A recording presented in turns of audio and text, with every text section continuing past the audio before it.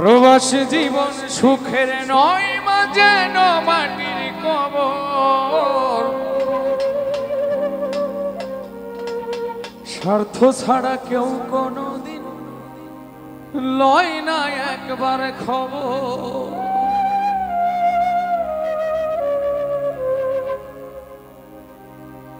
প্রবাসী জীবন সুখের নয়, মাঝে মাটির কবর। স্বার্থ ছাড়া কেউ কোনোদিন লয় না একবার খবর। প্রবাসী জীবন সুখের নয়, মাঝে মাটির কবর। স্বার্থ ছাড়া কেউ কোনোদিন লয় না একবার খবর।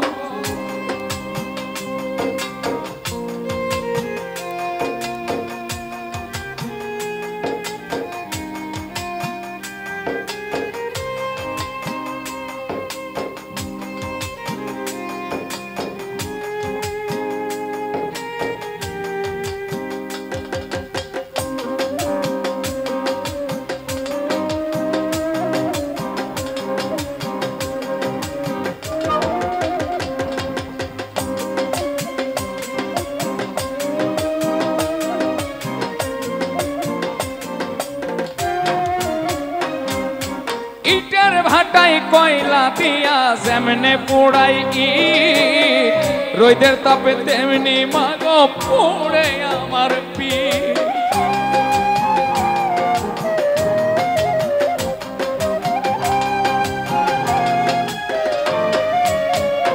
ও ইটের ভাটায় কয়লা দিয়া যেমনে পোড়াই ইট, রোদের তাপে তেমনি মাগো পোড়ে আমার পিঠ। জীবন যেন হইয়া গেল মরুর বালুর চর। স্বার্থ ছাড়া কেউ কোনোদিন লয় না একবার খবর মাগো। স্বার্থ ছাড়া কেউ কোনোদিন লয় না একবার খবর।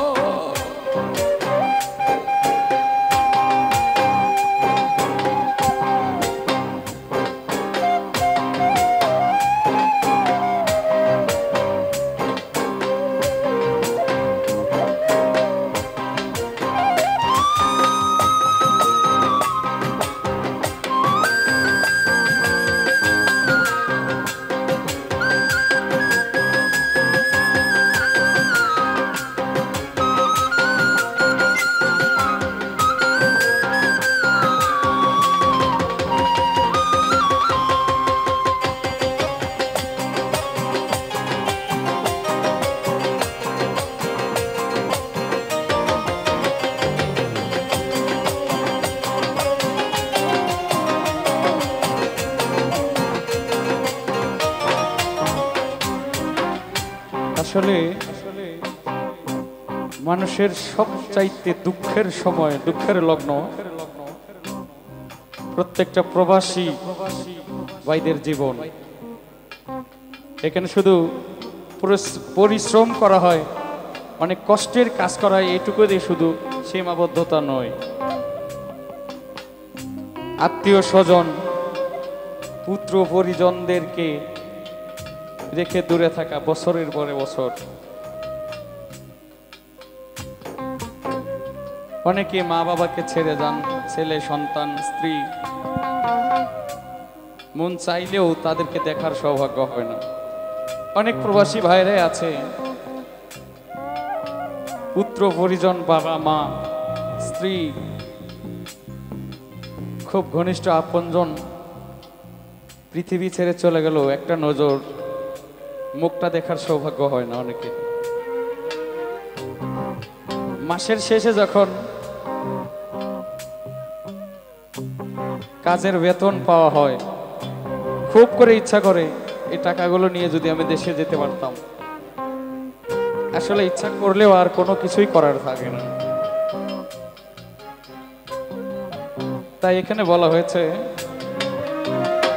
আই গো মাসের শেষে মাগো যখন কাজের মাইনে পাই ইচ্ছে করে মাগো ছুটে তোমার কাছে যায়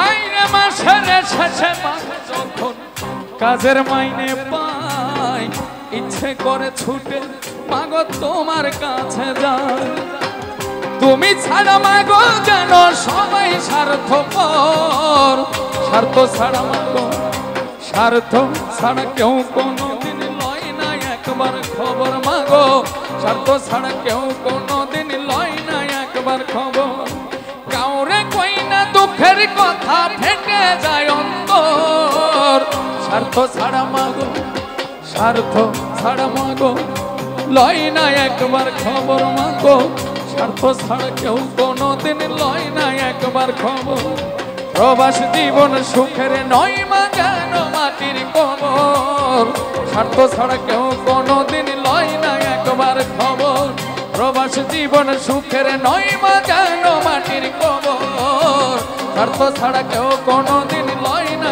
একবার খবর মাগো স্বার্থ ছাড়া কেউ কোনোদিন লয় না একবার খবর মাগো স্বার্থ ছাড়া কেউ কোনোদিন লয় না একবার খবর মাগো স্বার্থ ছাড়া কেউ কোনোদিন লয় না একবার খবর